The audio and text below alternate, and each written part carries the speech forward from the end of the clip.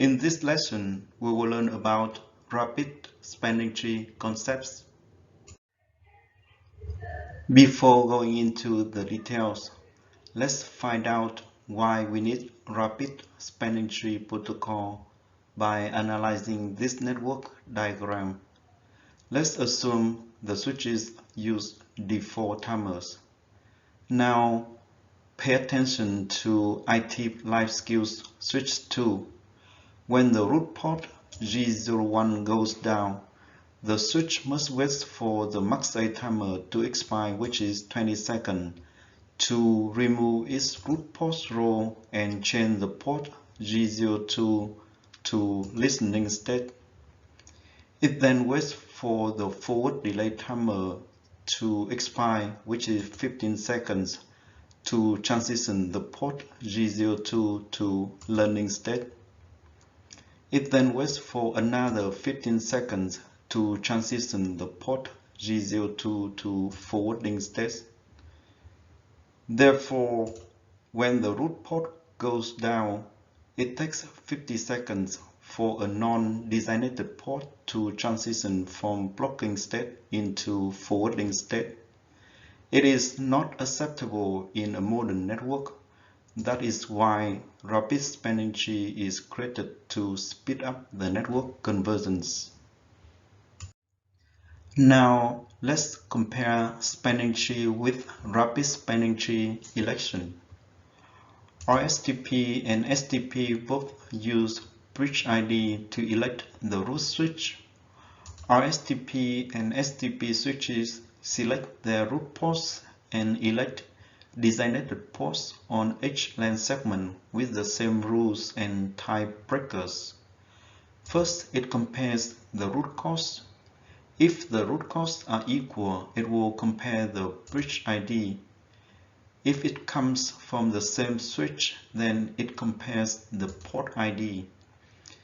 In the comparisons above, the lower one is selected. Let's move on to RSTP port roles and states. RSTP uses the following port states: forwarding, learning, and discarding. RSTP uses the following 5 port roles: root, designated, alternate, backup, disable. Root port and designated port are in forwarding state. Alternate, backup, and disable ports are in discarding state. Rapid spanning tree defines the following port types. Point-to-point port is the port that is connected to another switch port. Edge port is the port that is connected to a host. Share port is the port that is connected to a hub.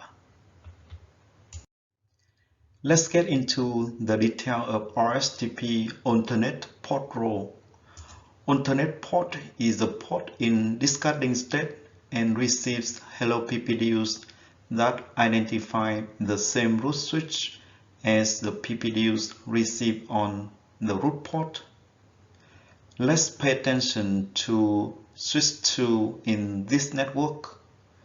On switch 2, the port G01 is a root port and receives the PPDUs identifying switch 3 as a root switch.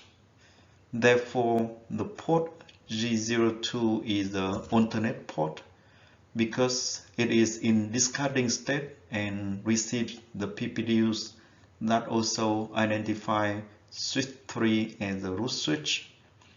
When the link between switch 2 and switch 3 is down, switch 2 will perform the following actions immediately: transition port G01 to disable, remove MAC entries related to port G01 from its MAC address table, transition port G02 to forwarding state immediately without using learning state, because RSTP knows that this will not cause any loop.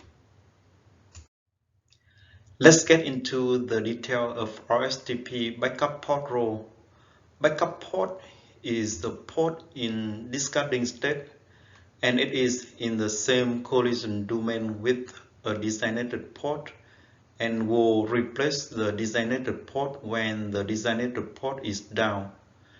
To understand backup port role, let's analyze this network diagram. As you can see, switch 3 and switch 4 are connected to each other via a hub, which means they share the same collision domain. In this case, let's assume switch 4 has better bridge ID. Therefore, the port G01 on switch 3 has the alternate port role. The port G01 on switch 4 has lower port ID, so it plays designated port role. Port G02 on switch 4 has higher port ID, so it takes backup port role. Now, if port G01 on switch 4 is down for any reason, switch 4 will perform the following action immediately without waiting on any timers to expire. Put the port G01 into disable state. Remove MAC entries related to port G01 from its MAC address table. Make the port G02 becomes designated port. Please read the keynotes for this lesson.